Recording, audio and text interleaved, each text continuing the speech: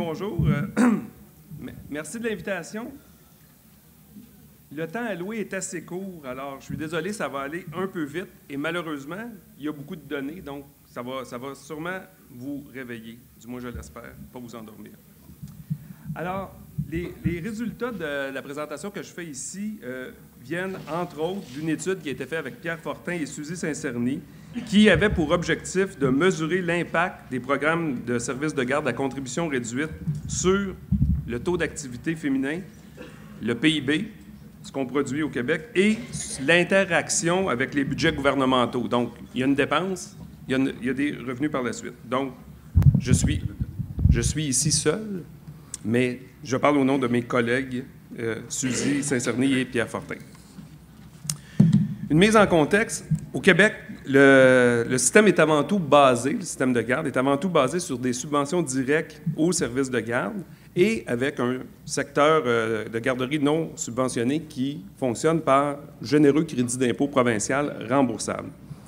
Il y a une distinction à faire tout de suite avec le reste du Canada où les parents paient le plein tarif des services de garde et, en produisant leur déclaration d'impôt à la fin de l'année, ont droit à des déductions fiscales non remboursables de la part du gouvernement fédéral ou provincial. Donc, ce qu'on va voir ici, c'est l'impact qui découle de la réduction du prix effectif que paient les parents. En réduisant le prix effectif que paient les parents, ça a un effet que le salaire net des mères se trouve augmenté. Et donc, ça devient plus rentable d'entrer sur le marché du travail. Et donc, c'est ce qu'on va essayer de voir, l'effet que ça a eu sur l'encouragement à participer à la population active. L'intérêt scientifique du programme de services de garde à contribution réduite n'est pas nouveau. L'intérêt est là. Il y a 4 études au cours des dernières années qui s'étaient intéressées aux services de garde à contribution réduite. Les études étaient essentiellement axées sur la participation des mères au marché du travail. Nous, dans le fond, sans prétention, on se trouve à grimper sur leur épaule, puis on dit on va aller plus loin, on va essayer de voir non seulement l'effet que ça a sur la participation des mères au marché du travail, mais l'effet que ça aurait sur l'économie ou les revenus gouvernementaux. Bon, on peut regarder pour commencer, pour essayer de mettre un peu la table, sur le taux de fréquentation des services de garde pour des enfants d'âge préscolaire. Entre 98, il y a une petite erreur, entre 98 et 2008, au Québec, le taux de participation des enfants au service de garde est passé de 19 à 51 %. Dans les autres provinces canadiennes, on ne voit pas un tel changement. C'est passé de 22 à 25 %. Évidemment, s'il y a eu tant d'augmentation de fréquentation des services de garde, il y a également eu une évolution marquée du côté des coûts. Alors, si on regarde du côté des coûts, les subventions directes aux services de garde étaient 7 fois supérieures entre 1996 et 2011. Alors, c'est passé de 288 millions à 2,2 milliards. Du côté des subventions fiscales, il y a eu 2 phénomènes qui se sont passés. Dans un premier temps, ça a eu une baisse de pression sur les subventions fiscales. Comme on finançait les garderies à 7 $, que les 7 $ payés par les parents ne donnent pas droit au crédit d'impôt au Québec, il y avait une économie qui se faisait là. Et du côté fédéral, si les parents arrivaient et il y avait une déduction de 7 $ par jour au lieu du tarif qu'ils payaient auparavant, il y avait une économie. Donc, dans les premières années, le coût fiscal a diminué et il a recommencé à augmenter à partir de 2009, lorsque le gouvernement du Québec a significativement majoré le crédit d'impôt pour frais de garde pour des revenus plus élevés. Et donc, si on regarde, au terme de la période, on donnait à peu près un demi-milliard en subventions budgétaires et mesures fiscales en 1996. En 2011, on est rendu à 2,5 milliards. Donc, on a multiplié par 5 les sommes que les gouvernements accordent aux services de garde. Que s'est-il passé du côté de l'activité des femmes? Alors, il fallait s'y attendre si le nombre de places en service de garde a tellement augmenté. Il y a également, c'est parce que les mères ont commencé à participer davantage au marché du travail. Donc, ce qu'on voit sur les graphiques ici, c'est une évolution assez distincte entre ce qui s'est passé au Québec et ce qui s'est passé dans les autres provinces canadiennes. En 1996, le taux d'activité des femmes de 20 à 44 ans, donc on pourrait dire pourquoi vous avez pris des femmes de 20 à 44 ans, mais ça compte, 98 % des mères se trouvent dans ce groupe d'âge-là. Donc, les femmes de 20 à 44 ans avait un taux d'activité au Québec 3 points inférieur à ce qu'on observait en moyenne dans les autres provinces canadiennes. Ça, c'est en 96. Les garderies arrivent tranquillement et là, on voit la progression du taux d'activité des femmes au Québec augmenter, rejoindre la moyenne canadienne et ensuite le dépasser. Donc, on est rendu en 2011, on est maintenant 3 points au-dessus. Nous étions 3 points en dessous. Donc, c'est sûr, les deux ont augmenté, mais on n'a pas augmenté au même rythme. Donc, c'est quand même important de le souligner. Donc, là, dans un premier temps, on va essayer d'estimer, c'est bien beau, on voit que le taux d'activité a augmenté plus fortement ici. Qu'est-ce qui est dû au service de garde, puis qu'est-ce qui est dû à le reste des décisions économiques qui auraient pu se prendre, comme une meilleure éducation, etc. Et donc, là, on va cibler sur les emplois de plus.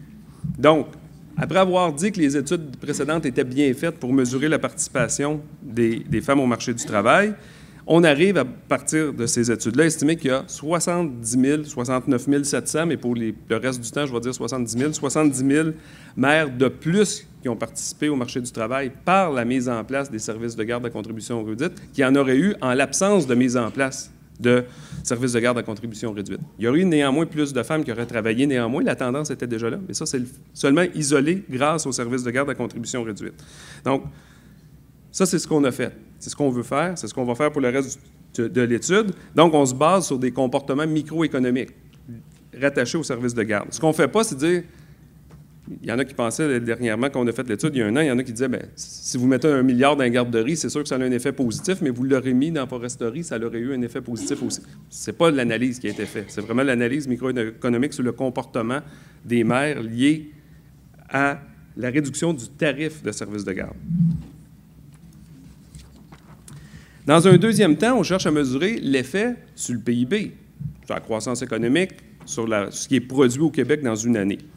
Et donc, évidemment, l'effet économique de plus de femmes qui travaillent, ça déborde de simplement du nombre de mères qui participent au marché du travail de plus. Simplement, je vais essayer de vous dire, qu'est-ce qui se passe quand il arrive plus de monde sur le marché du travail? Bon, il y a l'arrivée des nouvelles recrues. Dans un premier temps, ça crée une pression à la baisse sur les salaires. Il y a plus de monde qui cherche une job, donc il y a une pression à la baisse sur les salaires. Il y a une hausse du chômage temporaire. Par la suite, il y a un signal aux entreprises, si les salaires ont baissé, s'il y a un chômage qui est élevé, qu'on peut aller chercher des gens avec un salaire plus faible. Donc, les entreprises embauchent. Par la suite, les entreprises, maintenant qu'on a embauché, il faudra bien qu'on s'équipe pour être capable de faire travailler ces gens-là avec une plus grande productivité. Une fois que la productivité est rétablie par le nouvel équipement, là, il y a une pression pour que les salaires redeviennent un peu à la normale. La rentabilité de l'entreprise se rétablit un peu au niveau qui était avant, mais en proportion. Mais comme ils ont plus d'équipement, ils font plus de profit. Et donc, sur le PIB, ce qu'on constate, que c'est beaucoup plus que juste ajouter des gens sur le marché du travail. Donc, c'est toutes les composantes du PIB qui varient lorsqu'on rajoute 70 000 personnes sur le marché du travail.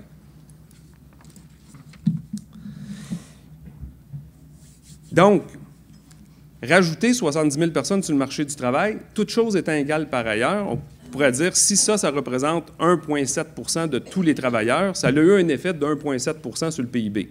Ça, c'est vrai, pourvu que les nouvelles personnes qui rentrent sur le marché du travail travaillent autant d'heures que ceux qui sont déjà là, en moyenne à peu près, et produisent quelque chose d'une valeur comparable à ceux qui étaient déjà sur le marché du travail.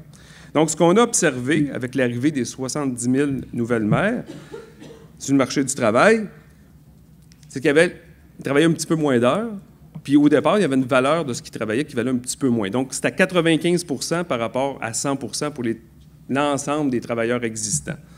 Là, si on prend nos 70 000 mères qui représentaient 1,8 % de tous les emplois au Québec, qui avaient une productivité, une valeur de ce qu'ils produisaient un petit peu inférieure, on arrive à déterminer néanmoins que sur le PIB québécois, ces 70 000 mères-là ont eu un effet de 5 milliards en 2008. Donc, en 2008, on a produit au Québec pour 300 milliards de choses.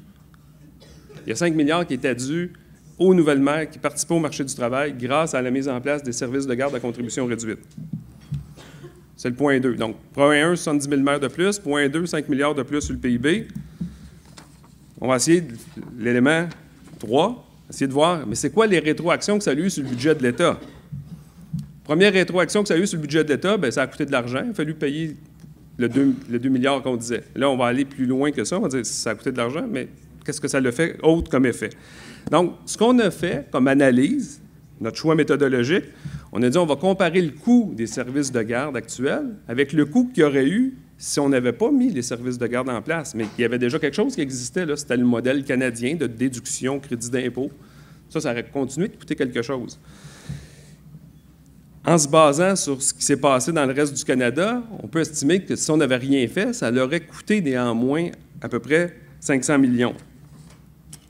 Donc, je vais vous montrer le coût net de ça. Ça, c'est le premier élément qui va être présenté à l'acétate suivante. Le deuxième élément, s'il y a plus de femmes qui participent au marché du travail, ils ont donc des revenus soit individuels, s'ils sont monoparentales, soit des revenus familiales, s'ils sont en couple plus élevés. Donc, il y a plus d'impôts qui se payent, c'est assez vite à comprendre. Puis, s'ils sont plus riches, ils ont moins de prestations gouvernementales. Donc, le gouvernement fait double gain ici. Donc, on va regarder ça aussi dans les prochaines acétates. Donc, première acétate que je vous disais, en 2008, les services de garde ont coûté 1,8 milliard, mais si on n'avait rien fait, les subventions qui auraient été versées auraient coûté 500 millions. Donc, au net, on parle de 1,2 milliard qui est généré en coût additionnel par la mise en place et l'engouement entourant les services de garde à contribution réduite. Donc, ça, vous voyez, on a même séparé les coûts fédéral, provincial. Comme les services de garde sont faits essentiellement au Québec, c'est une décision provinciale, c'est Québec qui absorbe la totalité du coût budgétaire. Du côté des dépenses fiscales, je vous l'ai dit tantôt, dans un premier temps, les gens ont eu moins de crédits d'impôt à demander, moins de déductions à demander. Donc ça leur réduit les dépenses fiscales. Vous voyez qu'Ottawa a un petit gain de 43 millions ici, Québec a un petit gain aussi. Donc le coût net de mettre en place le service de garde, s'il n'y a pas d'autres interactions, même si ça coûte 1,8 milliard en 2008, le coût net sera plutôt de l'ordre de 1 milliard. Deuxième effet, 70 000 maires de plus qui travaillent, ça veut dire plus d'impôts sur le revenu. Ça veut dire moins, de prestations fiscales. Ça veut dire moins d'aide sociale. Ça veut dire que les compagnies font plus de profits, plus d'impôts sur les profits. Ça veut dire plus d'impôts de toutes sortes. On finit par consommer quelque chose une fois qu'on a payé tous nos impôts. Donc, ce qui est plus dans le revenu familial disponible est en partie consommé. Puis, je le mets à part, en dernier, ça tombe bien, on ne le voit pas, à cause de PowerPoint. Les cotisations sociales. On va y revenir, mais c'est considéré à part. Donc, la première ligne que vous voyez, c'est la ligne qu'on a déjà parlé en disant, c'est les coûts des subventions. Donc, on part dire, ça coûte 1 milliard, net. Maintenant, on arrive à dire, mais qu'est-ce qui se passe? La deuxième ligne la plus importante, c'est hausse des impôts sur le revenu des particuliers et baisse des prestations fiscales. Donc, 70 000 mères de plus du côté monoparental, du côté couple, ça veut dire plus d'impôts sur le revenu payé. Puis, de manière assez éloquente, il y a plein de crédits d'impôts qui sont basés sur le revenu familial, crédit de TPS, crédit de TVQ qui est devenu crédit de solidarité, prestations fiscales pour enfants. Toutes ces prestations-là diminuent quand le revenu augmente. Ce qui est correct, c'est une bonne chose, ça nous permet d'en donner plus aux gens qui ont des faibles revenus. Mais quand on s'enrichit, on en a moins. Et là, il y a eu un enrichissement de ces 70 000 mères-là, soit monoparentales. S'ils ne travaillaient pas, ils étaient directement sur l'aide sociale.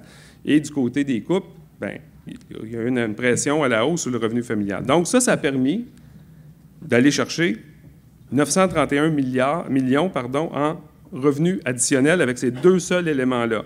Partagés, 400 millions à peu près du côté d'Ottawa.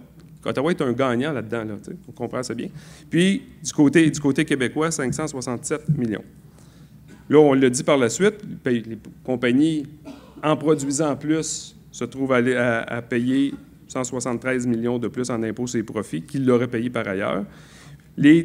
Toutes autres formes d'impôts indirects sont également considérées. Puis, là, je présume qu'on le voit. Oui, cotisation sociale? Oui. On l'a mis pour mémoire, parce que dans le fond, les maires, en travaillant plus, paient plus de RRQ, mais le gouvernement, quand il reçoit une cotisation, mais ça ne donne pas beaucoup de marge de manœuvre là, pour faire quelque chose. C'est juste mis de côté pour payer des pensions plus tard. Juste. C'est quand même important, c'est pas juste mis de côté, mais ça ne donne pas de marge de manœuvre au gouvernement. Et donc, ça veut dire que ces maires-là, plus tard, vont avoir une meilleure pension, mais ça ne donne pas de marge de manœuvre au gouvernement. Même chose pour le régime... Hein? Oui, ça, c'est un autre débat.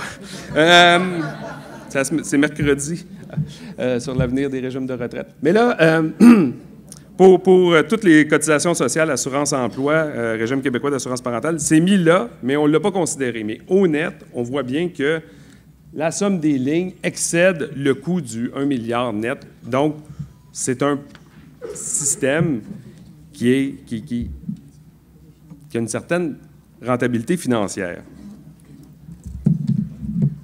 Donc, en terminant, parce qu'on m'avait dit qu'il fallait faire ça vite, ce qui ressort assez clairement, c'est que le système de garde à contribution réduite a eu un effet marqué sur l'évolution de l'activité féminine. On parle de 70 000 mères de plus. Ce 70 000 mères de plus-là, on l'a dit, a eu une rétroaction sur le PIB, qui a eu une rétroaction sur les revenus gouvernementaux. Donc, au net, ça nous coûte moins cher que ce qui nous paraît. On parle de 1,8 milliard en 2008. Par contre, ça nous aurait coûté 500 millions si on avait gardé l'ancien système, donc on est à 1,2. Il y a eu des économies sur les crédits d'impôt, donc on est rendu à 1 milliard. Par la suite, les gens, il y a eu de l'effet, les mères ont travaillé plus. S'il n'y avait pas eu d'effet, ça coûterait 1 milliard. Mais là, il y a eu de l'effet. Pouf, là, on ramène, puis finalement, on arrive à dire, bien, finalement, il n'y en a pas de coût au système de garde. Cette rentabilité financière-là, c'est rassurant, c'est intéressant, mais ce n'est pas une condition pour dire que c'est un bon programme pour autant. Je trouve que ça termine un peu mal, là. On va essayer d'expliquer ça. Mais je vous dis, gardez l'assurance, l'aide sociale, ce n'est pas un programme qui est rentable, là. C'est un programme qui est intéressant néanmoins. Donc, le fait que ça soit rentable, ce n'est pas suffisant pour dire que c'est un bon programme. Moi, je ne suis pas du tout un spécialiste des services de garde, je suis un spécialiste de la finance publique. C'est pour ça qu'on a analysé ça sous l'angle des finances publiques. Mais quand même, les gens sont souvent venus nous dire qu'il y a des choses à améliorer. Il y a des choses à améliorer du côté de la flexibilité des heures. Il y a des choses à améliorer sur le fait de ci, sur le fait de ça, sur le fait du financement. Ça, je pense qu'il faut y aller puis il faut les améliorer. On parle souvent d'équité entre les générations. On dit souvent les jeunes, ils payent beaucoup d'impôts puis ils n'auront pas beaucoup de services maintenant. Mais le service de garde, c'est clairement un programme pour les jeunes ménages. Et ça, c'est peut-être ce qui fait le maillon entre les générations. Donc, il faut continuer de bien le faire. Puis, un dernier élément qui n'apparaît pas sur l'acetate, mais ça me semble tellement évident, c'est sur la pauvreté. C'est une façon assez efficace également de lutter de manière indirecte contre la pauvreté. Il y a une statistique de l'OCDE, mais je trouve, dans le fond, des fois, j'ai l'impression de dire que c'est une vérité de la palisse, mais qui dit un enfant qui vit dans une famille monoparentale où la mère ne participe pas au marché du travail a 3 fois plus de chances de vivre dans la pauvreté que si la mère travaille. Il me semble que c'est évident, mais oui. Mais c'est la même chose aussi dans les couples biparentales. S'il y a un seul conjoint qui travaille, l'enfant a 3 fois plus de chances de vivre dans la pauvreté que si les 2 parents travaillent. Donc, on ne veut pas obliger tous les parents à travailler, mais si le service de garde permet aux 2 conjoints de travailler, c'est une manière efficace de lutter également contre la pauvreté. Alors, sur ça, je vous remercie.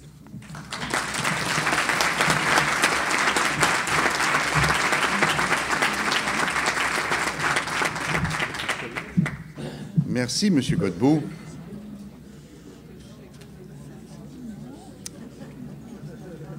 On va installer le PowerPoint et puis on va passer le micro à Mme Jappel. En attendant, avez-vous un bon cocktail hier soir? Il n'y en a pas aujourd'hui, c'est plate, hein? Ça s'en vient. Très intéressant, M. Godbout. Merci beaucoup. Maintenant, Mme Jappel.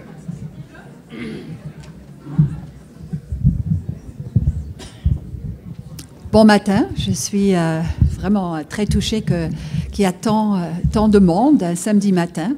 Ça veut dire nous sommes motivés. Nous sommes là pour parler des choses qui comptent, qui nous tiennent à cœur. Et Luc, merci pour cette analyse économique. Pour moi, c'est un mystère. Je suis psychologue, mais je suis très intéressée par est-ce qu'un programme comme notre réseau de services de garde est rentable? Il me semble que oui. Et tu as très bien ouvert pour ma présentation, parce que ce que je veux vous présenter dans les quelques minutes qui me sont allouées, c'est un petit peu un survol, l'état de la situation en termes de place, en termes de qualité et en termes de toutes nos discussions aujourd'hui autour de quel type de milieu à privilégier pour un certain groupe d'âge. Alors, comment j'avance? Est-ce que... Avance. OK. C'est avant. Bon. J'avance. Bon. Voilà le sujet, état de la situation des services à la petite enfance.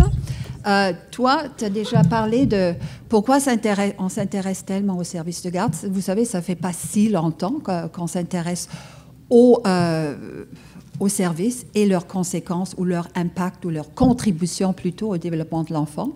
Et c'est directement relié à ce que tu as déjà montré, la participation des mères au marché au travail, qui, pour les mères avec des enfants d'âge préscolaire, a augmenté significativement depuis, selon mon acétat, depuis 1996. Les chiffres varient parce que je pense, Luc a présenté le taux de participation pour tous les mères, pas juste les mères avec des jeunes enfants, et c'est notre groupe cible qui nous intéresse beaucoup. Alors, pour revenir à notre plus si nouvelle politique familiale, la conciliation famille-travail était un des objectifs, mais un objectif qui nous intéresse particulièrement, c'était aussi que ces services destinés aux enfants d'âge préscolaire permettent à tous les enfants, indépendamment de leur provenance socio-économique, d'être bien préparés pour l'école. On est préoccupé par le taux de décrochage, on est préoccupé par la pauvreté, par le manque de stimulation de certains enfants. Donc, l'idée, c'était avec une perspective d'universalité, que tout le monde puisse bénéficier de services de qualité. Ici, encore des chiffres, je sais c'est tôt ce matin, mais pour voir l'évolution du réseau depuis 1997, ça c'est jusqu'à 2009, et heureusement j'ai trouvé des chiffres 2009-2012 que je vais vous montrer sur le prochain diapo. On voit l'évolution ou le développement rapide du réseau. Je tiens à attirer votre attention sur le type de niveaux qui ont été développés jusqu'à 2009. On voit pour les installations, les CPE en installation, c'est à peu près doublé. Pour le milieu familial, un sujet à discussion, chaud, merci. Ça a quadruplé. Les garderies à but lucratif, après le moratorium, je pense en 2004, on a vu une augmentation. Et le prochain diapo me semble plus d'actualité, où on voit depuis 2010 le développement du réseau. Il faut que je regarde mon PowerPoint parce que j'ai fait ça il y a pas si longtemps. Alors, on voit que les CPE, quand même, il y a une augmentation. En milieu familial, le réseau continue à se développer un peu moins.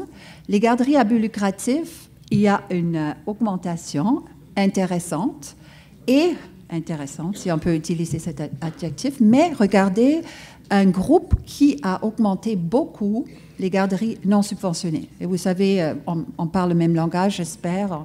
On parle des garderies à but lucratif qui ne sont pas conventionnées, qui offrent des services à, je ne sais pas, 30-40 $ par jour.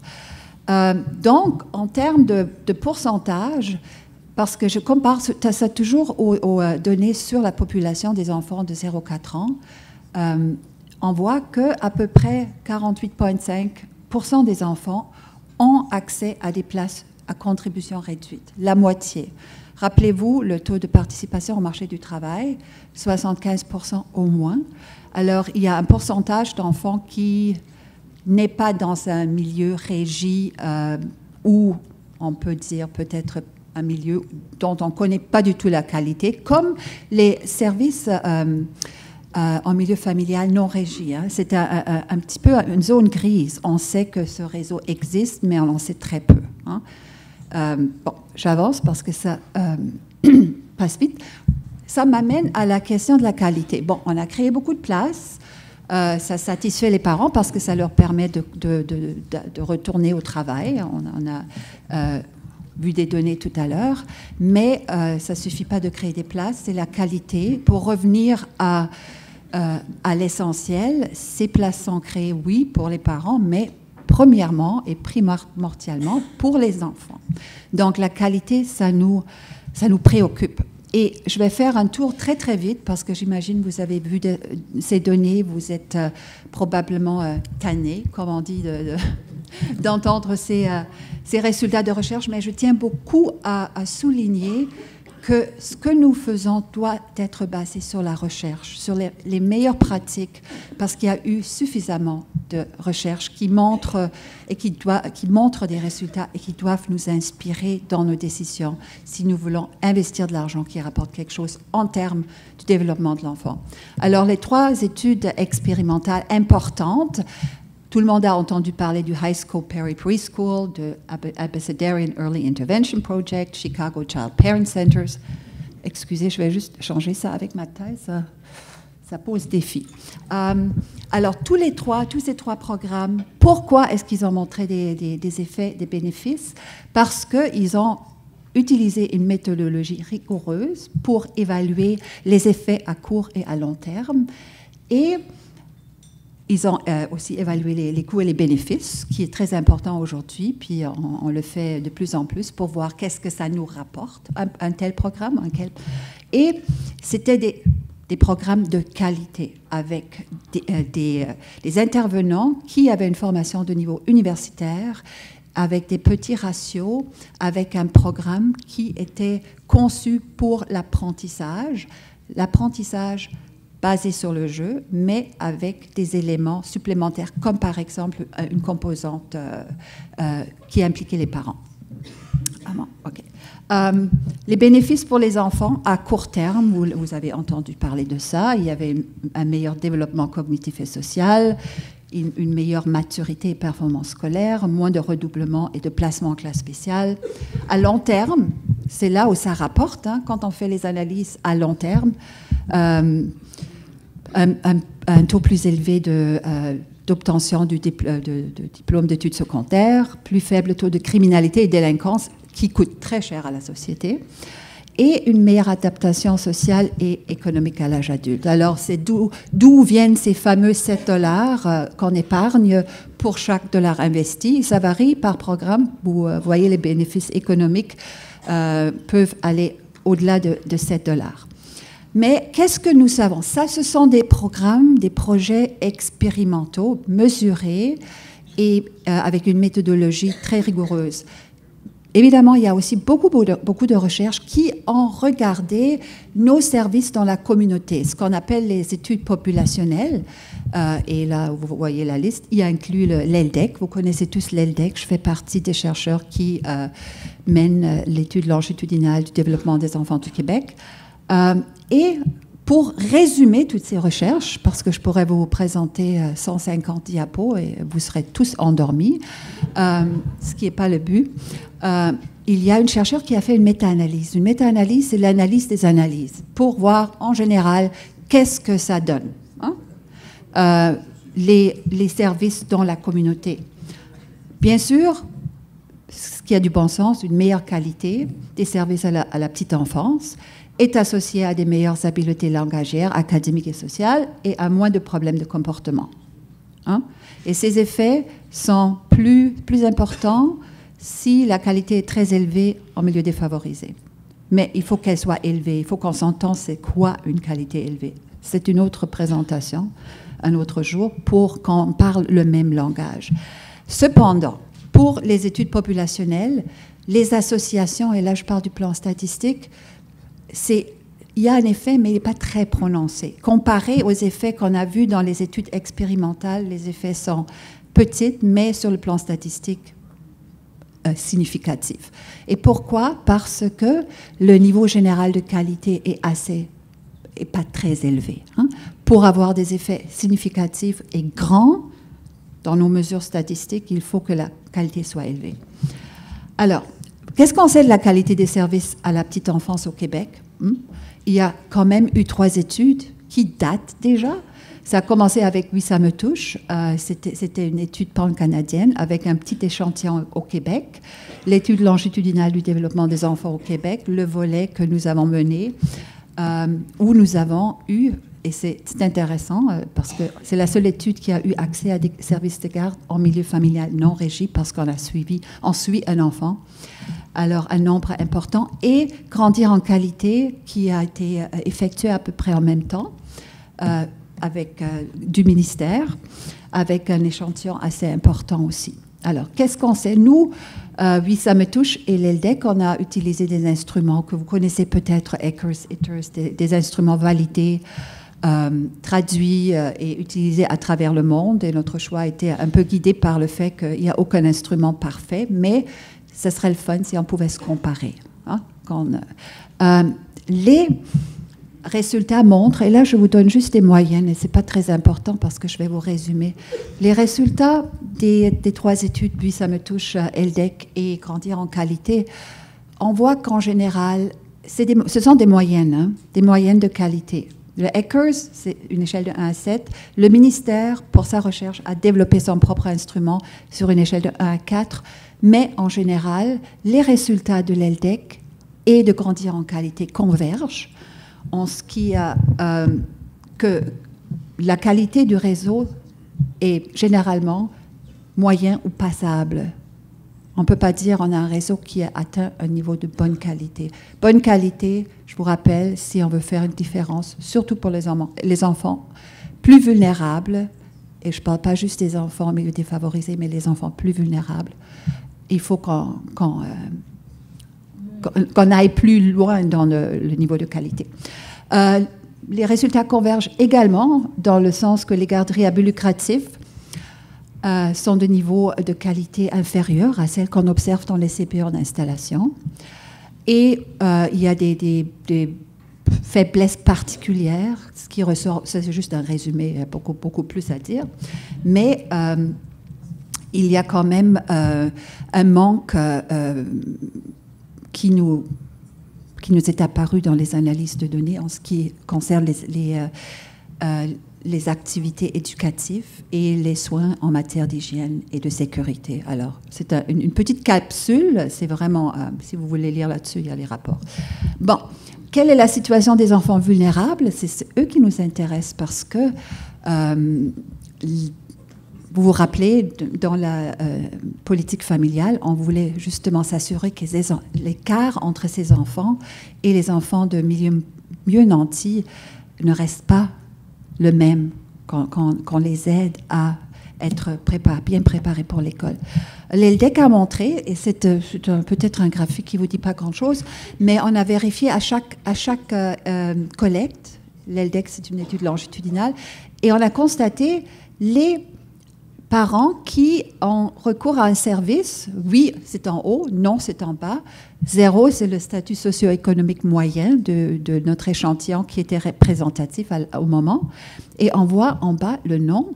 Les barres sont beaucoup plus longues qu'en haut. Alors, on voit que les parents de milieux moins bien nantis sur le plan socio-économique ont moins recours à des services de garde. Or, on essaie de les amener pour soutenir leur développement, mais ils sont moins susceptibles d'être là.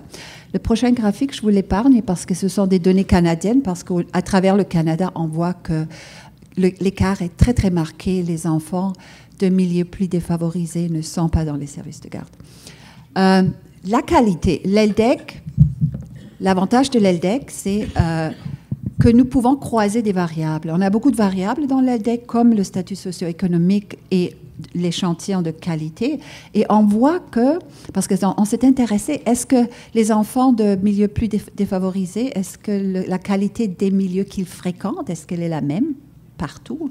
Mais on voit sur ce graphique que les enfants, c'est des quartiles d'un niveau socio-économique.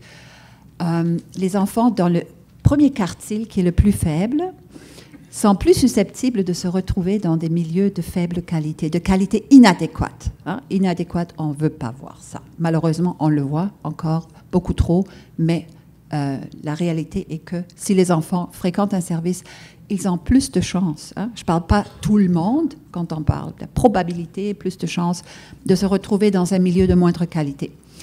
Ce qui est intéressant, parce qu'on a regardé... 5 minutes, OK. 5 minutes... les CPE en installation, on ne voit pas une différence très marquée s'ils se retrouvent entre les enfants du premier quartier, les plus bas en termes de statut socio-économique et plus avantagés en termes socio-économiques, mais on voit des différences de qualité marquées quand on parle de CPE en milieu familial, garderie à but lucratif et le milieu familial privé. Alors, pour résumer, les enfants qui quand on parle de moindre qualité, les enfants de milieux défavorisés se retrouvent aussi souvent dans ces types de milieux, donc dans des milieux de moindre qualité. Bien sûr, les résultats datent. Hein. On parle de 10 ans. Hein. L'ELDEC, on a fini en 2003. Grandir en qualité a été fait en 2003. Et les résultats qui sont ressortis ont quand même mobilisé le monde. Et il y a eu plusieurs démarches depuis. Je ne vais pas trop m'attarder là. Plan d'amélioration contenu de la qualité, des ententes signées entre le ministère, engagement qualité, on a mis à jour le programme, l'expérimentation du processus d'agrément. Vous voyez mes points d'interrogation. Je ne sais pas si c'est d'aller plus loin que ça. L'inspection de la qualité, il y a eu des scandales avec des garderies familiales non régies, puis je pense il y a 2 ans à peu près, puis on a ajouté des inspecteurs. Il y a eu Odyssée, Prio, Grandir ensemble et dernièrement Fonction Qualité, toujours dans le but d'améliorer les services, soit en installation, soit en milieu familial. Il y a eu des initiatives régionales dans différents regroupements, dont je veux vous parler de l'ESTRI, Coaching pour la qualité, parce que ce projet, c'est le seul projet qui a mesuré l'impact d'une formation sur mesure sur la qualité des services. Parce que toutes ces interventions, depuis 2003, tous ces projets n'ont pas été validés. On ne sait pas est-ce que ça a permis d'améliorer la qualité dans les services. On ne connaît pas l'état de la qualité aujourd'hui de notre réseau, sauf que avec ce petit projet qui a commencé tout petit et qui continue, qui a été généralisé dans les cantons de l'Est et adopté par Québec, Cap Qualité, et Suzanne Manningham, qui a fait partie de mon projet original. Elle a exporté le projet en Abitibi. C'est un projet basé sur des standards de qualité où on mesure l'état de la situation. On forme sur mesure les intervenants en milieu de garde avec une échelle qui nous donne des indicateurs de qualité, puis on mesure si la formation a rapporté quelque chose. Et juste pour vous dire, ça marche, ça aide et ça donne un genre d'empowerment, un pouvoir d'agir aux intervenants, parce que travailler dans la petite enfance, c'est un grand défi. Hein. Faut vraiment vous féliciter parce que c'est pas évident. Alors, ça m'amène à la situation en 2013, parce que là, il y a toutes sortes de choses qui se passent. Hein. Puis, on est en évolution, ou en développement, ou en recherche de ce qui est le mieux. Alors, le nouveau gouvernement a annoncé qu'il va y avoir 250 000 places pour assurer que chaque enfant a sa place en service de garde. 250 000, c'est pas assez si on regarde les nombres démographiques. Dernièrement, la grande majorité de nouvelles places seront créées dans les CPE en installation. En tout cas, pour moi, c'est des éléments de discussion que je vous lance là, parce que j'ai beaucoup de choses à dire, mais j'aimerais bien vous entendre aussi. Mais dernièrement, on a eu aussi l'annonce de compression importante de l'enveloppe budgétaire pour les CPE. Donc, on parle qualité, mais on coupe. Donc, ces compressions doivent avoir un impact sur la qualité des services. Le rapport du Conseil supérieur de l'éducation, on a souligné pour les services préscolaires l'importance de l'accès, de la qualité et la continuité de ces services. Je pense qu'il y en a d'autres qui vont en parler. Et on a adressé la situation particulière des enfants de 4 ans et notre préoccupation pour les enfants en milieu défavorisé. Et dernièrement, l'annonce de 70 classes de maternelle temps plein destinées aux enfants de 4 ans issus de milieux défavorisés. Hier soir, je dis, il faut que je retourne dans les statistiques, je l'ai fait hier soir. Où sont les enfants de 4 ans? Non, vous voyez, quand on prépare quelque chose, c'est comme un processus qui ne s'arrête pas, parce que là, j'ai dit peut-être ça pourrait vous intéresser. Et c'est les dernières statistiques que j'ai pu ressortir du ministère de l'Éducation, du ministère de la Famille, de l'ISQ et tout ça. Donc, à peu près, pour les enfants de 4 ans, il y a un chevauchement présentement. Hein? Et on discute beaucoup de la meilleure formule pour les enfants, et surtout pour les enfants en milieu défavorisé. On voit que 29% sont dans les CPE en installation. 17% sont dans les garderies à but lucratif des enfants de 4 ans. Milieu familial, 19%. maternelle 4 ans, il y a à peu près 20% des enfants, là, de chiffre absolu, là, selon l'ISQ. Ça veut dire, selon mon calcul, à peu près 85% des enfants de 4 ans sont dans un milieu quelconque. Et là, je vais m'arrêter, je sais, mais je veux juste revenir à quelque chose pour revenir à nos enfants les plus vulnérables. Et j'aime toujours présenter ce graphique parce que il y a des chercheurs, le vocabulaire, le langage est quelque chose de très important dans le développement de l'enfant. Ça prépare à l'apprentissage de la lecture. Bref, il y a des chercheurs qui ont montré, lorsqu'on compare des enfants en milieu peu stimulant, les bleus, aux enfants de milieux où il y a un degré élevé de stimulation langagière, on constate qu'à l'entrée à l'école, là on parle de 4 ans, il y a un écart de 30 millions de mots. Et ce n'est pas 30 millions de mots différents, mais 30 millions de mots entendus. Et comment est-ce que nos enfants apprennent à parler, apprennent le vocabulaire par répétition, par la richesse du vocabulaire des parents et des intervenants?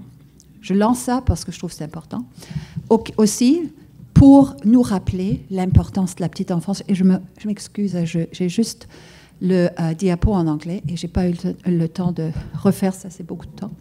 On voit, dans les années préscolaires, c'est là où ça se passe. Ça ne veut pas dire que ça ne continue pas le développement, mais le grand élan, la majorité des habiletés se développent de façon exponentielle au cours des premières années, jusqu'à l'âge de 5 ans. Et quelque chose que je trouve très important, et pour les économistes, je suis sûre que ce n'est rien d'inconnu, les dépenses publiques en petite enfance et la recherche sur le cerveau. Parce qu'aujourd'hui, on sait beaucoup, comme je vous ai présenté le diapo précédent, on sait beaucoup l'importance du développement au cours des premières années. Et quand on compare les dépenses publiques et le développement du cerveau, il y a comme un lien qui n'est pas synchronisé. Hein? Il faut retenir ça. Le Québec en investit beaucoup, mais ça nous semble beaucoup, mais lorsqu'on compare les montants investis ici avec des montants investis dans des pays nordiques, par exemple, ou ce qui a été dans le rapport de l'OECDE, on ne rencontre pas le benchmark, le marqueur d'investissement qui est souhaitable. Alors, tout le monde a entendu parler de Heckman, M. Heckman qui a eu un prix Nobel en économie, qui montre clairement que l'investissement dans le capital humain pendant la petite enfance rapporte beaucoup plus que l'investissement à l'âge adulte. En anglais, on dit, vous m'excusez, beating a dead horse. Je répète la même chose, mais je pense que c'est des messages que nous devons retenir pour prendre des décisions sur le plan politique et sur le plan d'intervention que nous allons offrir ou développer pour nos enfants pour que ça donne quelque chose. Parce que si on investit dans quelque chose qui n'est pas basé sur la recherche, qui n'est pas basé sur des données probantes, peut-être on risque de ne pas retirer les bénéfices souhaités. Alors, ceci dit, je vous remercie beaucoup.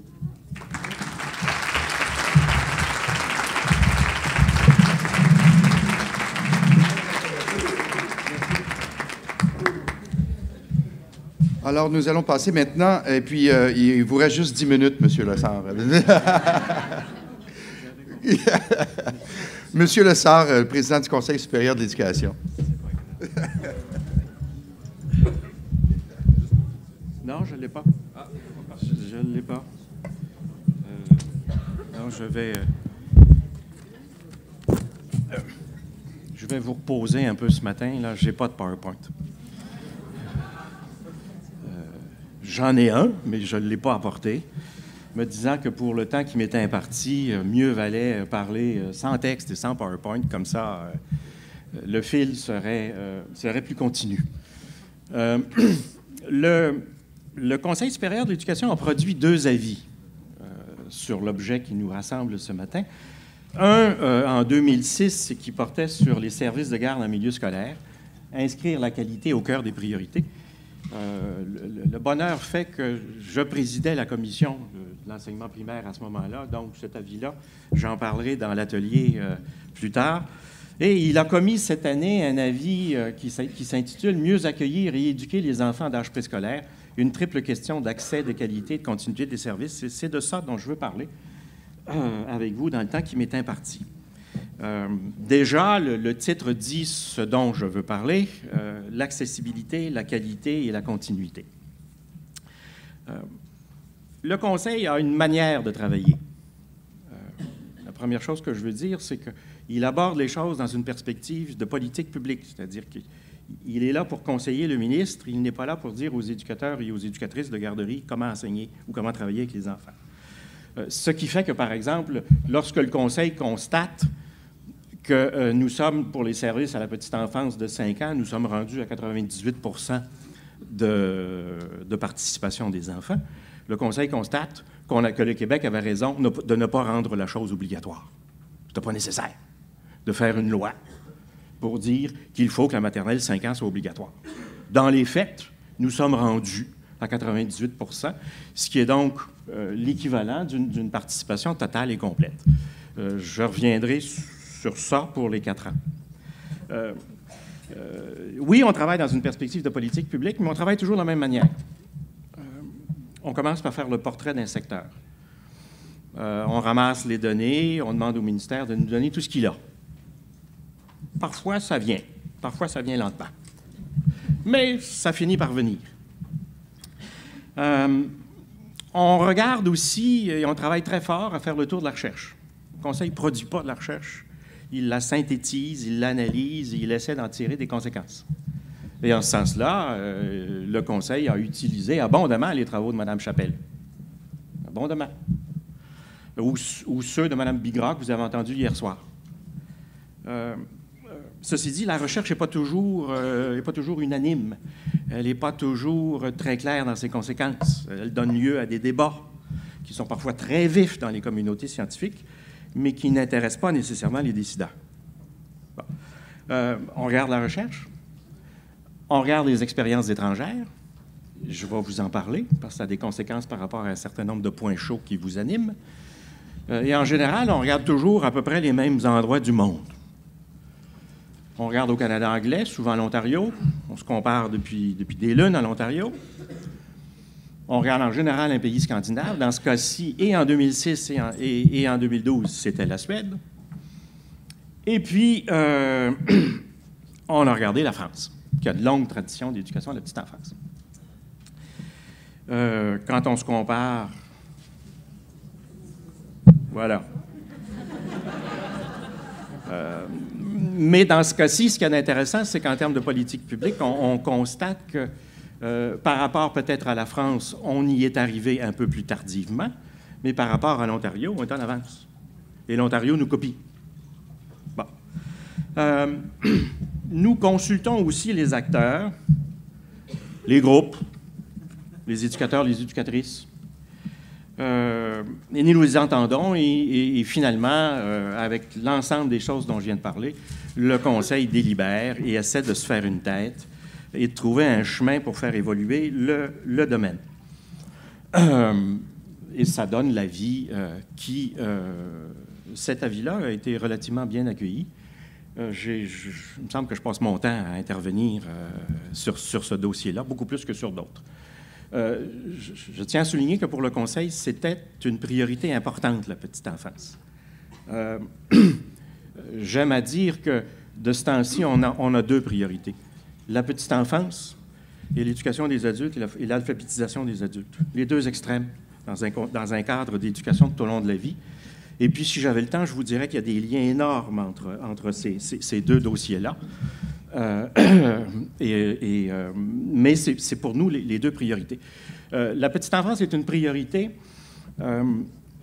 parce qu'un des constats que plusieurs personnes ont fait, notamment dans le cadre des États généraux en 95-96, notre système est bon pour donner une deuxième chance aux jeunes. On a des écoles de raccrocheurs, on a des filières, on a des programmes. On a quasiment changé la mission de l'éducation des adultes et de la formation professionnelle pour raccrocher les jeunes.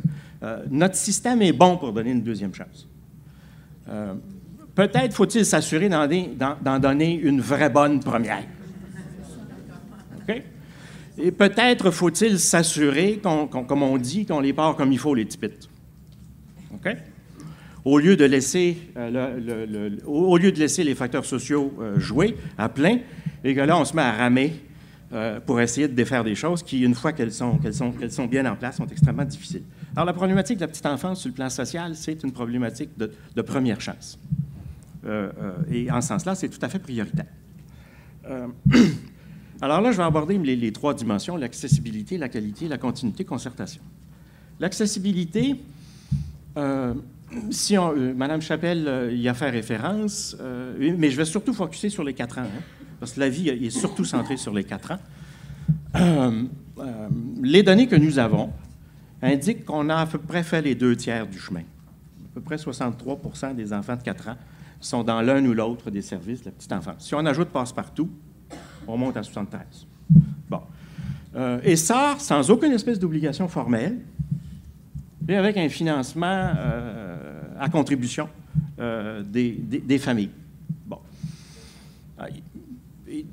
On s'est dit, et aussi dans un contexte où personne ne doute que la demande soit là. Hein? Tout jeune parent connaît le parcours du combattant pour trouver une place. Quant au conseil, on a fait une présentation à l'interne auprès de la permanence, et la permanence est relativement jeune, c'est plein de jeunes mères de famille. Mon Dieu, les témoignages que j'ai eus sur la difficulté de trouver une place dans l'un ou l'autre des services m'indiquaient clairement que, oui, on a fait 2/3 du chemin, mais ça ne sera pas nécessairement difficile d'aller jusqu'au bout si on y met les ressources, si c'est une priorité sociale.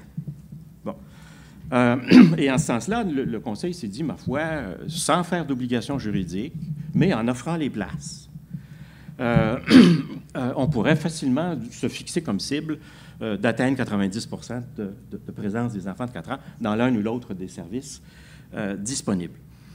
Et on s'est dit, ma foi, sur le plan philosophique, comment justifier, M. Godbout, que ça soit payant à 4 ans, puis que ça ne soit pas à 5 ans? Hein?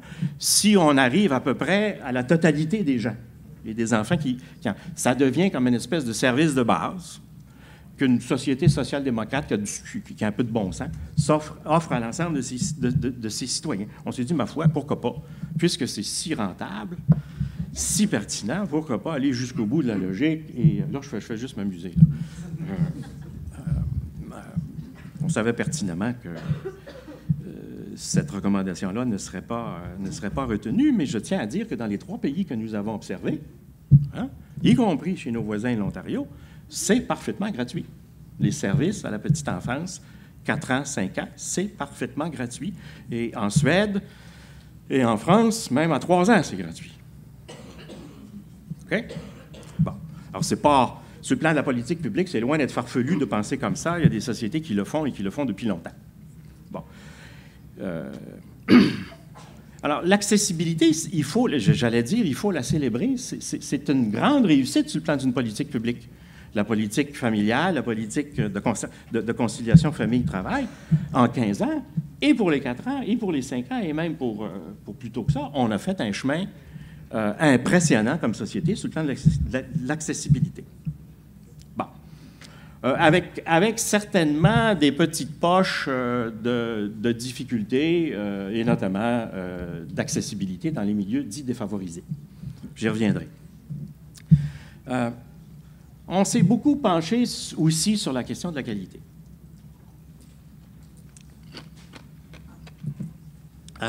Sur ce plan-là, la recherche nous a été très utile.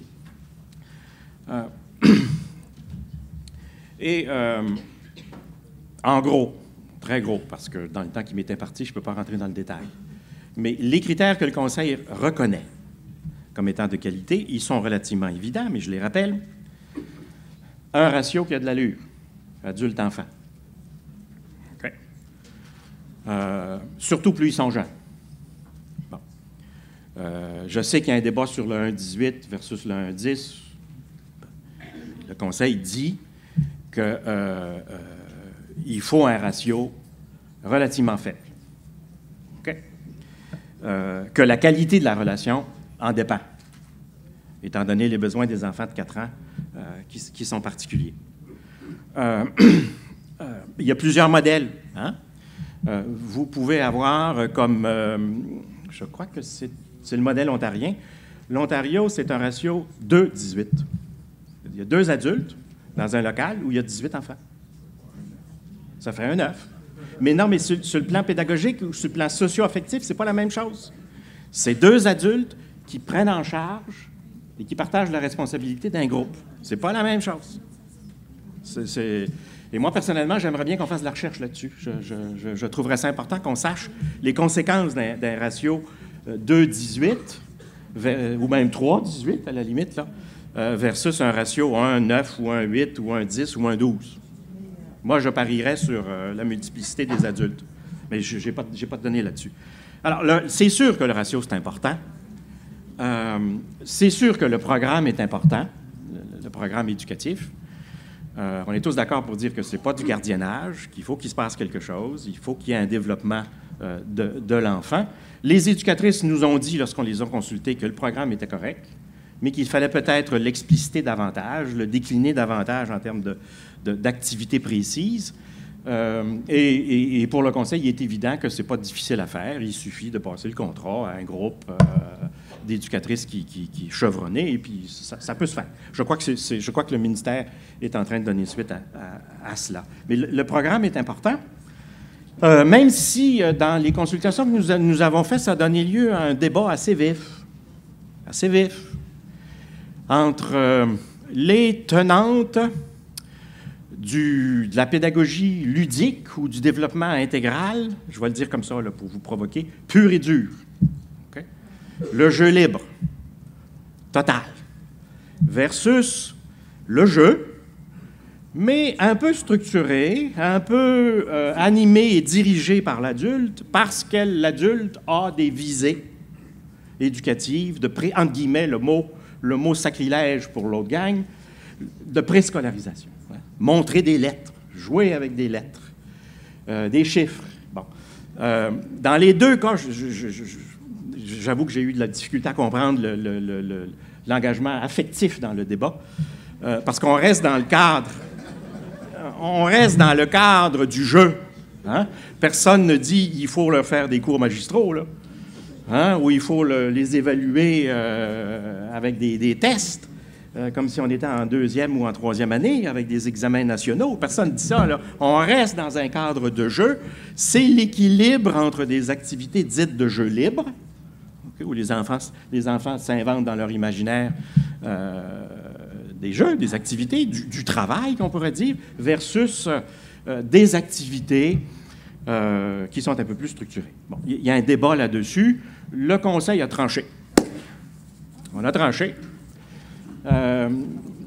Essentiellement en disant les éducatrices, normalement, c'est des professionnels, qu'elles exercent leur jugement.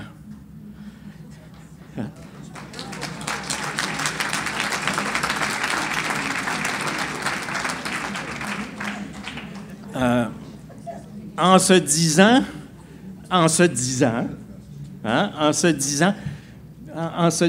qu'il faut répondre aux besoins de l'enfant et qu'il faut le nourrir. Il ne faut pas le freiner. S'il a de l'appétit, qu'on lui en donne. D'accord? Les tipites de 3-4 ans d'aujourd'hui sont hyper stimulés, sont hyper développés dans bien des cas et dans bien des milieux. Si les services à la petite enfance, entre guillemets, les freinent, parce qu'il ne faut pas empiéter sur le programme de la première année, on a un problème. Donc, l'exercice d'un jugement dans une préoccupation de répondre aux besoins réels des enfants, les prendre où ils sont, puis aller jusqu'ils sont. Ça, c'est pour les tipites qui sont déjà hyper stimulés. Pour les tipites qui ont besoin d'être stimulés, ben là, il faut le faire aussi, là. Parce que Égide va vous le dire, et puis la recherche le dit. Si en 2-3e année... Hein? C'est ce que tu m'as dit la dernière fois. Si en 2 ou 3e année, un tipite ne sait pas lire, il va avoir un sacré problème par après, là. À l'école. Je n'ai pas dit savoir lire en maternelle de 4 ans ou en maternelle de 5 ans. Mais si on ne s'arrange pas pour qu'en 2e année... Ce qui veut dire que peut-être parfois pour certains enfants en maternelle de 4 ans et en maternelle de 5 ans, il faut peut-être faire des petits jeux stimulants autour de l'apprentissage de la lecture. Ça me paraît évident. Bon, quitte à ce que j'ouvre des débats épiques entre vous, il est trop tard, c'est fait. Ratio, programme, orientation pédagogique, formation. En formation initiale et continue, là aussi, des progrès ont été faits, par exemple, entre ce que le Conseil recommandait en 2006 et l'état des lieux de 2013. Oui, ça va? J'achève. Il y a un progrès qui a été fait, mais si au début on disait qu'il faudrait qu'il y ait 2 sur 3 éducatrices qui aient une formation de niveau collégial, on se dit maintenant, pourquoi pas les 3? Hein? Pourquoi pas? Continuons de la même manière que la participation des enfants augmente, de la même manière, il n'y a pas de raison que plus le réseau se développe, que la formation initiale et continue des éducatrices se développe. Le rapport est assez critique sur la formation initiale, non pas de celle qui est donnée dans les cégeps, mais de celle qui est donnée dans les universités. Pour la bonne et simple raison que les baccalauréats en enseignement préscolaire primaire, c'est des espèces d'immenses pizzas dans lesquelles il faut mettre 36 000 bebelles, et de telle sorte que le préscolaire, souvent, finit par commettre une peau de chagrin. Le stage n'est pas obligatoire, il reste à peine un cours optionnel. Bref, il y a comme une espèce presque de fraude sur la nomenclature du diplôme, parce qu'il n'y a pas grand-chose de spécifique. Bon, c'est un ancien universitaire qui parle. Il m'autorise à dire ça. Bon. Dernier critère important de qualité, c'est celui ça me permet de faire la transition avec la question de la concertation, c'est celui du partenariat avec le milieu familial.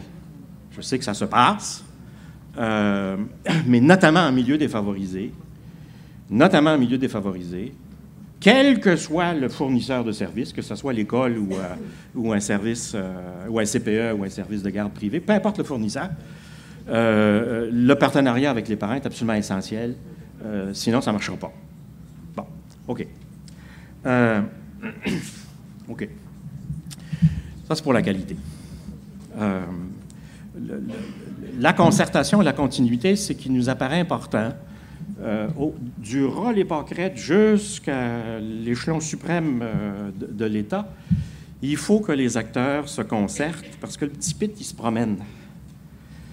Il se promène de la garderie privée, après ça au CPE, du CPE à l'école, de la maternelle 5 ans à un service de garde, du service de garde à une classe. Il se promène et il voit des adultes différents qui ont peut-être des schèmes cognitifs différents, des règles différentes. OK? Ça peut être mêlant pour un petit bit. Et aussi pour ses parents. Il faut donc que les gens se parlent et se concertent, échangent de l'information. OK? Et cela vaut jusqu'en haut. La semaine dernière, j'étais à un truc qui s'appelle l'Horizon 005, qui est une espèce de structure de concertation à Montréal, autour de la petite enfance, où il y a des gens du secteur de la santé, des services sociaux, de la Ville de Montréal. La directrice des bibliothèques de Montréal était là. La Fondation Lucie André Chagnon, ce genre de trucs-là.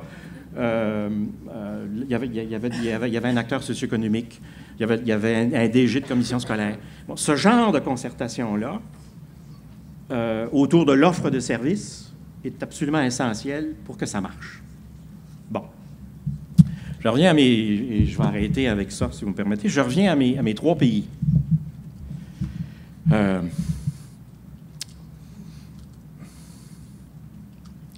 La France a une longue tradition de service à la petite enfance. Et ça relève de l'Éducation nationale, depuis toujours. Okay? Le nouveau gouvernement Hollande a décidé de prioriser l'école primaire et la petite enfance et remet de l'argent dans les services pour les 3 ans. OK. Bon. Sur l'axe scolaire, ludique, ils sont un petit peu plus préscolaires. C'est dans la tradition française. La Suède, qui nous inspire beaucoup au Conseil, la Suède a fait une réforme à la fin du 20e siècle, dans, je pense 98-99. Là, je vais vous choquer. Elle a pris tous les services à la petite enfance, et elle les a mis sous l'autorité de l'éducation. Elle les a mis sous l'autorité de l'éducation, au nom de l'unité de l'orientation. OK? Bon. Mais,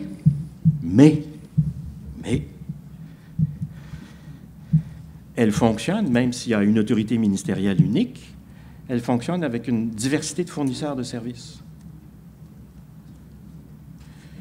Les services à la petite enfance, ça peut être l'école, ça peut être le service de loisirs, ça peut être la municipalité, ça peut être une institution privée. Il y a une variété de fournisseurs locaux, parce que toute l'éducation relève des communes, c'est fortement décentralisé, mais l'autorité pour ce qui est de la politique et de l'orientation fondamentale, c'est l'éducation nationale, parce que c'est considéré comme autre chose que du gardiennage d'enfants pendant que les gens vont profiter sur le marché du travail. C'est l'option que le Conseil a mis de l'avant. C'est-à-dire, il n'a pas recommandé de changer en haut l'orientation, mais il a refusé de se prononcer sur un fournisseur. Même si le Conseil est conscient que les recherches indiquent que plus souvent qu'autrement, la qualité est grande dans les CPE, plus qu'ailleurs. Okay? Le Conseil dit, le modèle CPE, la qualité CPE, peut se développer ailleurs. Il n'y a rien qui nous empêche de dire que des maternelles en milieu scolaire s'inspirent des critères de qualité que l'on retrouve dans les CPE. C'est pas intrinsèquement associé le fournisseur de services et les critères de qualité. On peut dissocier ça et les généraliser partout. C'est l'option du Conseil. Entendons-nous sur des critères de qualité, quel que soit le fournisseur, et acceptons la diversité de fournisseurs. Pourquoi avons-nous mis de l'avant l'importance à accorder aux maternelles 4 ans en milieu scolaire? D'une part, parce qu'on a un problème avec les milieux dits défavorisés, et parce que c'est prioritaire en termes de première chance et en termes de qualité. Et deuxièmement, parce qu'il y en a. Il y en a. Il n'y en a pas beaucoup, mais il y en a à demi-temps. Il y a même des projets pilotes ici à Montréal. Et on s'est dit, il n'y a rien qui justifie que nous décidions comme Conseil d'arrêter ça. Par ailleurs, si on y va en milieu défavorisé, par l'autorité scolaire, il faut y aller comme il faut, par exemple. Ça, je tiens à souligner ça. Il ne faut pas n'importe quoi, là. Il me semble que la recherche nous dit ce qu'est la qualité. Il faut s'assurer de cela dans les 70 maternelles 4 ans qui seront développées dans le milieu scolaire. Et il faut suivre ça, il faut monitorer, il faut éventuellement évaluer ce qui va se passer. Il faut aussi revoir la carte de la défavorisation. Vous savez qu'elle n'a pas été revue depuis 97-98 parce qu'on a mis un moratoire là-dessus. Ce qui fait que le 20 de présence d'enfants en milieu défavorisé dans les services à la petite enfance dont parlait Mme Chappelle, on n'est pas sûr que c'est en milieu défavorisé aujourd'hui, là, parce que les milieux changent. OK? Donc, il faut tout faire ça. Voilà.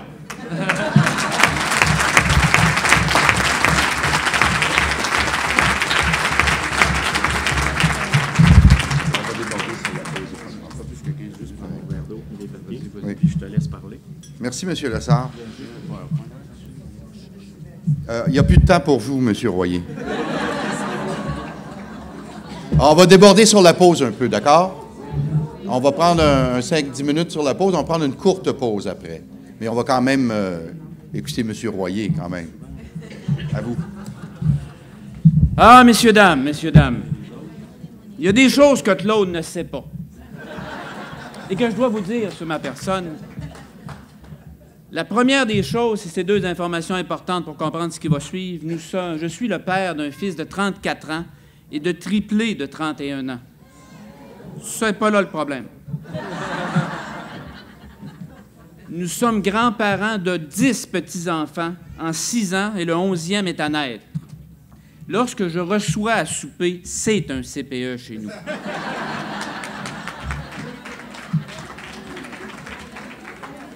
La deuxième chose, Je commence à citer mes petits-enfants.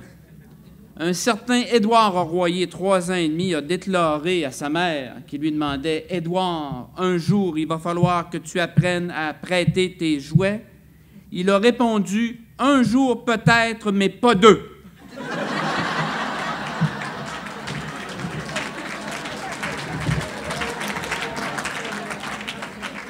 Je vais le paraphraser. Ça fait 40 ans que je suis en adaptation scolaire ce mois-ci. Donc, ça fait 40 ans de manière continue. J'ai travaillé à tous les niveaux concernant les élèves en difficulté. Et pour paraphraser Édouard Royer, un jour et le plus rapidement possible en ce qui concerne la question de l'intervention précoce avec les jeunes qui présentent certaines difficultés. Et je vais vous donner un peu l'essentiel, j'en ai pour 15 minutes, pas une minute de plus, sur la question de l'intervention et surtout sur la question de la situation. Le A. Considérez que ce que je vais présenter, considérez ça comme étant une question qui relève du vaccin de la réussite, ce que vous êtes en train d'accomplir et ce qui doit être accompli au niveau des services de garde, des CPE et des maternelles et de la petite enfance en général. On en a particulièrement besoin au Québec. Je vous rappelle que les données récentes, et dans qualification, on prend l'ensemble des diplômes, après 5 ans au secondaire, j'ai 57 des gars et 70 des filles qui ont un des diplômes du secondaire. À 20 ans au Québec, on a un gars sur 3 puis une fille sur 5 qui n'ont aucun des diplômes du secondaire. Là-dessus, je vous dis tout de suite, l'Ontario ne veut pas nous copier. L'écart entre les garçons et les filles, c'est toujours environ de 15 % et je m'en vais revenir là-dessus tout à l'heure, vous rappelant que dans vos CPE, vos garderies et au niveau des maternelles, 70 % de tous les jeunes à risque ou en difficulté sont des gars. 70 % de tous les jeunes en difficulté d'adaptation, d'apprentissage et handicapés au Québec sont des gars.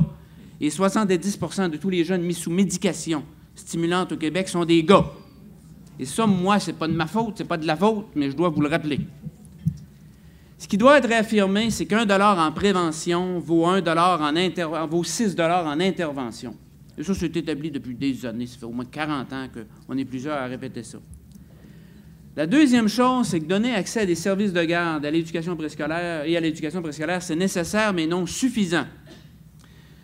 Pour environ 75 à 80 % des enfants, fréquenter un service de garde ou fréquenter une garderie ou un CPE de qualité, c'est suffisant. Mais un 20 % des jeunes que ça va prendre des services spécialisés sur mesure. Vous avez beau être dans un service de garde de première qualité, si vous n'êtes pas capable ou avez un retard de langage du tonnerre à 4 ans, ce n'est pas les activités habituelles du service de garde qui vont vous apprendre à parler. Les services de garde...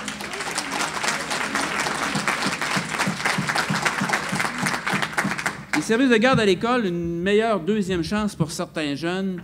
C'est vrai pour l'école en général, mais c'est vrai pour les services de garde. Moi, petit gars, pour toutes sortes de raisons, je viens d'un milieu où je n'ai pas eu une vraie première chance.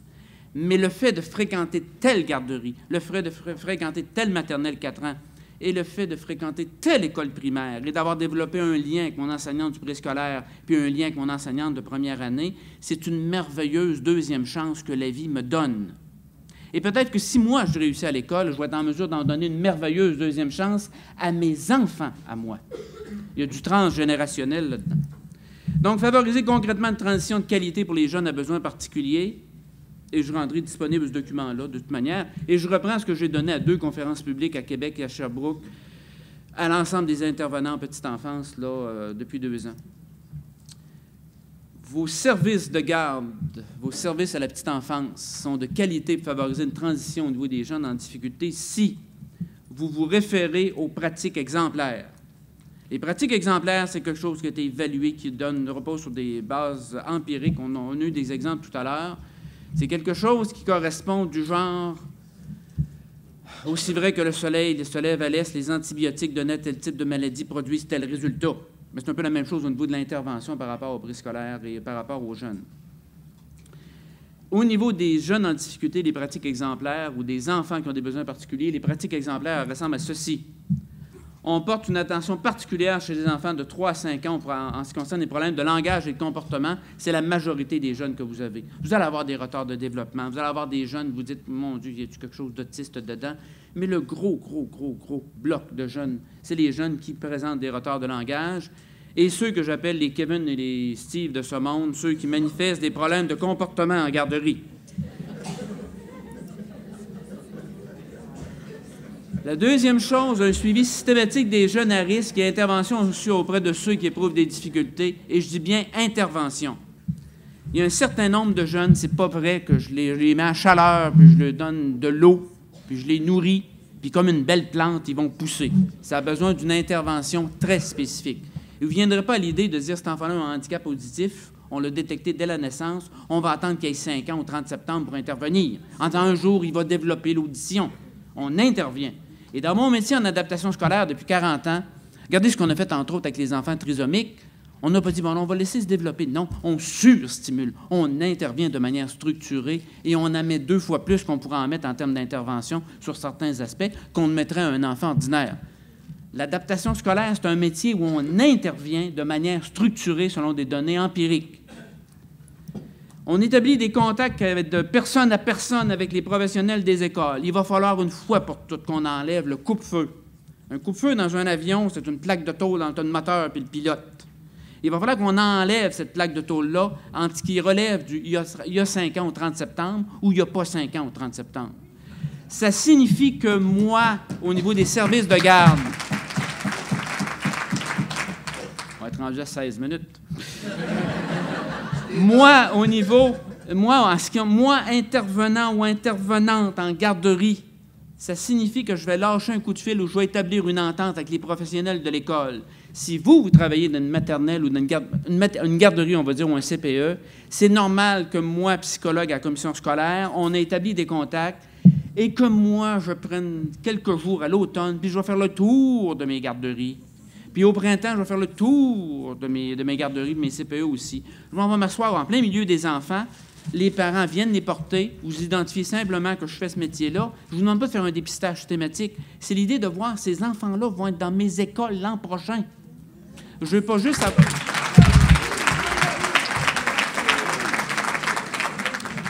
Je veux pas juste avoir une liste qui me dit, ou une feuille qui me dit, une feuille de transmission, Steve était très agressif, et Steve est très inattentif, et Steve a mordu plusieurs personnes en garderie. C'est pas ça que je vais avoir, moi, quand il va rentrer dans mon école à 5 ans. Je vais être capable d'y avoir été et d'avoir fait de quoi directement dans votre environnement tout de suite. Il faut que le coupe-feu s'enlève, mais il faut que vous, il y ait des ententes fonctionnelles avec les milieux scolaires. La deuxième chose, vous autres, au niveau des garderies, CPE, intervenants de petite enfance, vous faites des ententes pour aller voir passer au moins une demi-journée par année dans une maternelle. Question d'avoir l'image mentale de ça a l'air de quoi de maternelle et d'être capable d'avoir l'image mentale de les flots que j'ai de 4 ans dans mon groupe. Ils vont avoir l'air de quoi d'une maternelle, dans cette maternelle-là. De la même manière que moi, psychologue ou moi, enseignant, je vais faire un tour dans les services de garde. Parce qu'en me disant, « Ah oui, eux autres, je vais le voir tout de suite l'année prochaine, maternelle, bah, oh, mais lui, là, tu me dis qu'il n'a pas parlé beaucoup depuis le début, ou lui, il lévite dans le groupe. » Vous connaissez la lévitation? Il y a un diagnostic de déficit d'attention souvent qu'on donne là-dessus, là, mais là, vous dites, « Oh, lui, peut-être que je vais l'avoir une attention, on va avoir une attention particulière pour lui en maternelle. » Mais il faut voir venir. 6, nous possédons en tant que service de garde des ententes et au besoin des CLSC, CRDI, CRDP et au besoin au niveau des cliniques privées, par rapport à des références, on va dire en latin un fast track, référence rapide. J'ai un jeune dans mon groupe en garderie qui a un retard de langage ou soupçonne un retard de développement. Écoutez, ça fait 20 ans que vous travaillez avec des enfants de 4 ans, vous avez une image mentale à cette l'air, ça a l'air de quoi un enfant de 4 ans? Vous n'avez pas besoin d'un test pour savoir que, écoutez, lui, là, vraiment, il décale de beaucoup du développement normal d'un enfant de 4 ans. Mais ça prend véritablement une ligne rapide pour être capable de référer ces enfants-là. Je ne veux plus avoir d'enfants qui sont sur des listes d'attente pendant 1 an, 1 an et demi, en attendant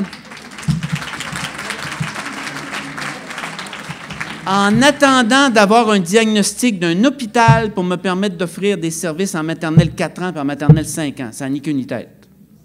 C'est comme je vous ai dit, c'est une liste d'attente d'une commission scolaire pour avoir un service de votre médecin. Ça n'a ni queue ni tête. Et ça fait des années que ça existe comme ça. Donc, ça prend des ententes, et c'était juste de moi, si les services ne sont pas réellement disponibles, vous, directrice de tel CPE, vous avez négocié une banque d'heures d'au moins 50 heures en orthophonie avec telle clinique d'orthophonie s'il faut. Et vous avez une référence rapide d'un parent. Parce qu'on ne peut pas attendre à 4-5 ans trop longtemps par rapport à certains types d'interventions. 7, il y a un petit carnet de transition donné aux parents qui accompagnent les jeunes en besoins particuliers lors de leur passage à maternelle. C'est quoi les forces de ce jeune-là, puis c'est quoi le suivi qui a été accordé durant la dernière année. Et moi, intervenant scolaire, j'étais déjà dans le CPE pour être capable de suivre puis d'intervenir, pas juste aller voir intervenir. La fenêtre d'intervention à 3-4 ans, c'est une porte-fenêtre. Mais quand vous êtes rendu à 9-10 ans, vous savez, la probabilité, là, ne pas savoir lire à la fin de la première année, c'est là que tu référais à ça, ne pas savoir lire à la fin de la première année, la probabilité d'être un mauvais lecteur en 4e année, c'est 0,86 aux dernières études. Ça, c'est comme si Canadien, là, ça n'arrivera pas cette année, c'est comme si Canadien perdait la série de la Coupe Stanley 3-0. La probabilité qu'il ne gagne pas est de 0,86. Donc, c'est pas sûr, mais c'est très embêtant. Donc, il y a carrément une intervention au niveau d'un suivi, un carnet de transition. 8, nous manifestons une préoccupation aiguë pour notre formation continue. Parmi les sujets suivants, problème autisme, problème de langage, comportement, problèmes développementaux et sensoriels. Il y a un briefing serré, précis, tout ce que moi, intervenante en service de garde ou intervenante au niveau d'une maternelle, 4 ans, je dois savoir sur les antennes sorties pour savoir, ça, là, non, il y a quelque chose là, il y a quelque chose là, il y a quelque chose là. Je vous rappelle qu'au niveau de l'autisme, quand j'ai commencé il y a 40 ans, c'était 6 à 8 cas par 10 000. Là, c'est 1 pour 80. Et là, le DSM-5 qui va sortir a essayé de diminuer ça, mais les groupes de pression ont été tellement forts que ça ne diminuera pas, ça va augmenter encore. Donc, il y a une question de formation continue, vous n'avez pas le choix. Le 20 % des jeunes qui présentent certains besoins particuliers vont vous arriver avec quelque chose de particulier. Et là, il va falloir absolument être capable aussi de dédramatiser ce qui se passe avec des difficultés d'attention et ce qui se passe avec les comportements plutôt agités des garçons. Être le roi de la montagne sur un banc de neige puis avoir 3-4 valets qui veulent vous débarquer du sommet de la montagne, c'est pas de la violence en garderie, puis c'est pas de la violence à l'école.